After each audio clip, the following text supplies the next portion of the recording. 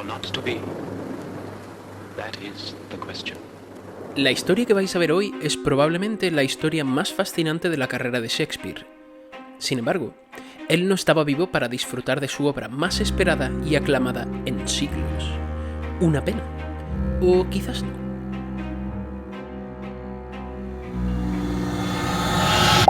Interesantemente.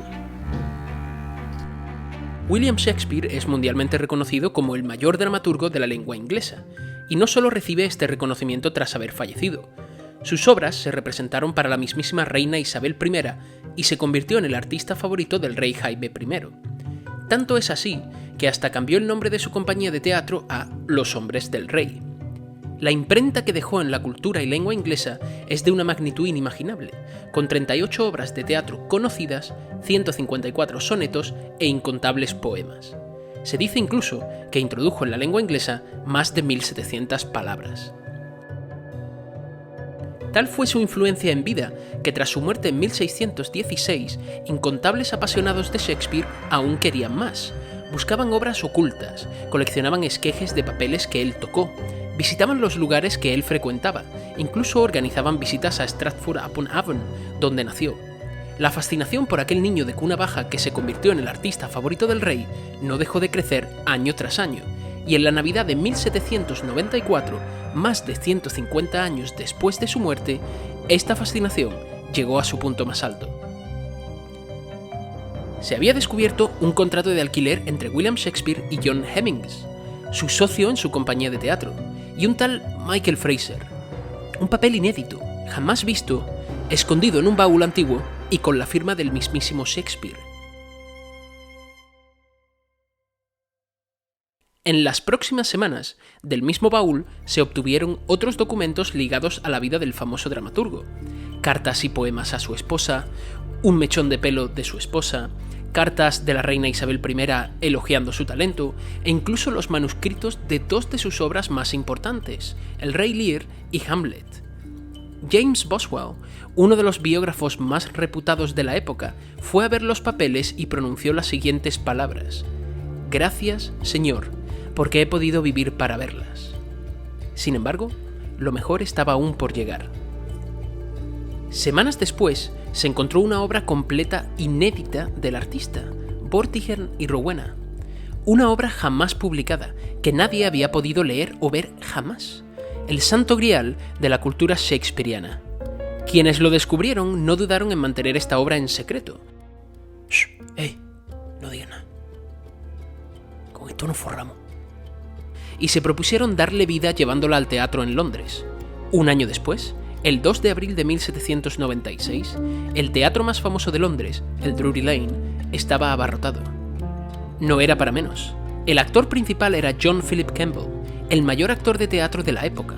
Era el estreno de una obra escrita por el mayor dramaturgo inglés, más de 150 años después de su muerte. Si el teatro hubiese tenido el tamaño del mismísimo Londres, habría estado lleno igualmente. Toda Inglaterra esperaba el estreno con entusiasmo. Sin embargo, tras empezar la obra, algo no iba bien. La obra fue un desastre. Volvamos un poco atrás en nuestra historia. ¿Recordáis que existía un deseo generalizado en la sociedad por descubrir más a Shakespeare? Incontables apasionados de Shakespeare aún querían más. La fascinación por aquel niño de cuna baja que se convirtió en el artista favorito del rey no dejó de crecer año tras año. Si hay una familia que representaba más que nadie su pasión por Shakespeare y su deseo de encontrar más, era la familia Ireland, más concretamente Samuel, el padre de familia. Samuel era un enamorado de Shakespeare, tanto es así que llamó a su hijo William en honor a él. Coleccionaba todo lo que encontraba referente al bardo de Avon.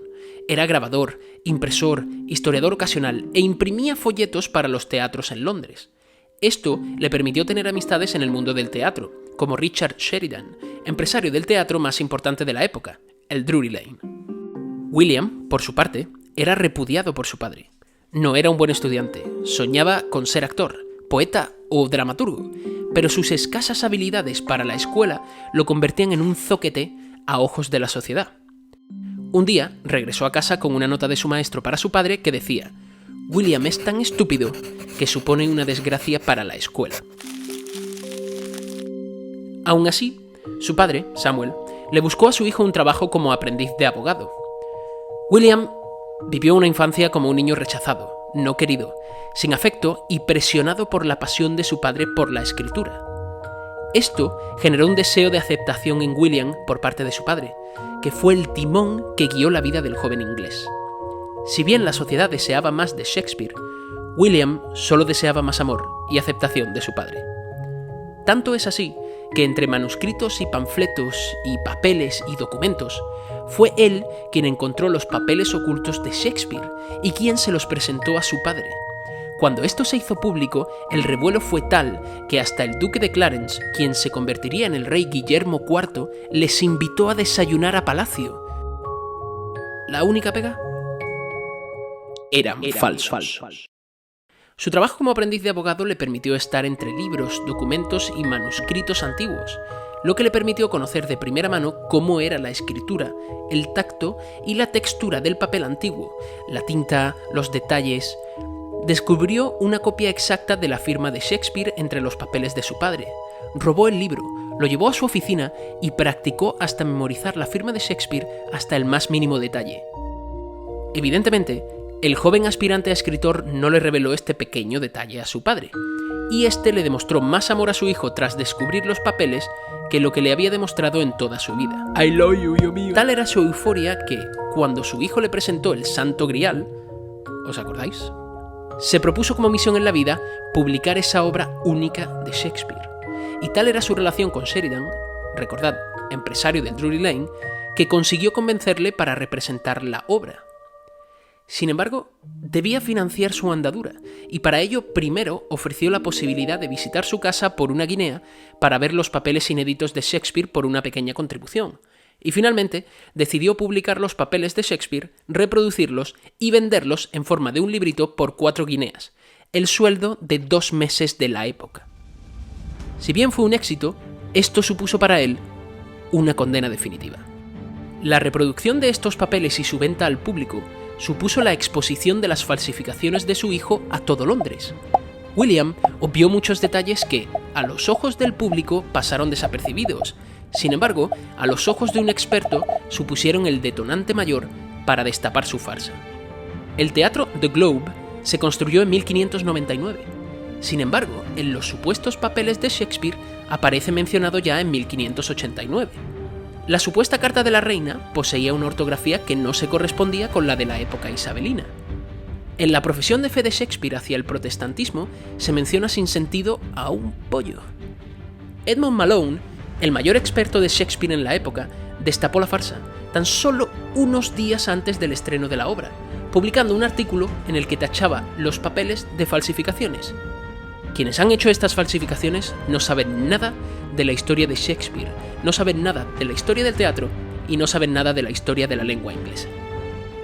Al llegar a oídos de quienes iban a poner en escena la obra, se sintieron engañados. Se decidieron por boicotear la obra. Sheridan estableció el estreno el día después del Día de los Inocentes, y el actor John Kemble convenció a su compañía de actores para que la obra fuese ridícula. Los actores se mofaban del texto, cambiaban el tono sin sentido, provocaban las carcajadas del público, y ni siquiera llegaron a terminar todos los actos. La obra no se volvió a representar hasta 1997. Tras el escándalo generado, William Henry Ireland decidió confesar que todo había sido una farsa. En verdad, me lo he inventado, papá. Samuel, su padre, no le creyó. Mentira, niño, tú lo haces para desprestigiarme. Y murió 5 años después convencido de que todo lo que contaba su hijo era una mentira para desprestigiarle.